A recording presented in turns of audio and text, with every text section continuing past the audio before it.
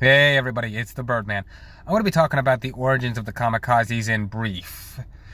The full stories would require a much longer video with a lot more nuance and a lot more understanding of certain things, so it's going to be very brief here. So back in the I can't remember the year. It's a very long time ago. When the Mongols were invading Japan, I want to say it was about the 1200s, but I'm probably wrong, so don't quote me on that. And definitely don't think I'm right. Take that with a grain of salt because I think I'm wrong, but I want to say the 1200s. The Mongols were trying to invade Japan from China and Korea. They had a fleet. They were going to sail their fleet across the Sea of Japan over to Japan to invade. They tried that 3 times. Every single one of those 3 times, the fleet got entirely destroyed by, I believe it was typhoons. Again, don't quote me on that. I could be wrong. I don't remember the exact type of storm. That's a minor detail. The more major detail is the years, and I don't remember that, so that'll tell you something. And besides, this isn't World War II. That's really my area of expertise.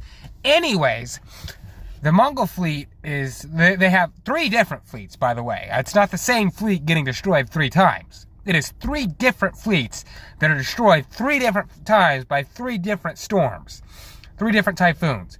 So the Japanese decided to call them the Divine Wind, which, I mean, kind of understandable when the 3 different fleets that are trying to invade your country are destroyed by 3 different storms.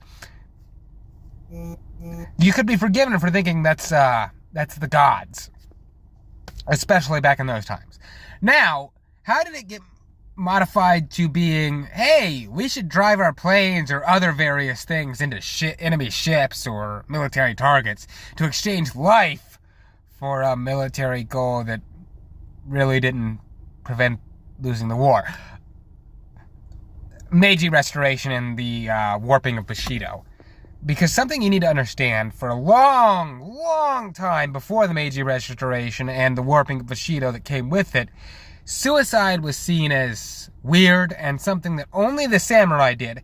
In fact, before the Meiji Restoration, I can't speak, seppuku was not allowed to be performed by anybody but samurai. So that tells you that the Japanese penchant for suicide, as some people like to put it, didn't originate until Meiji, and then Hirohito further warped it.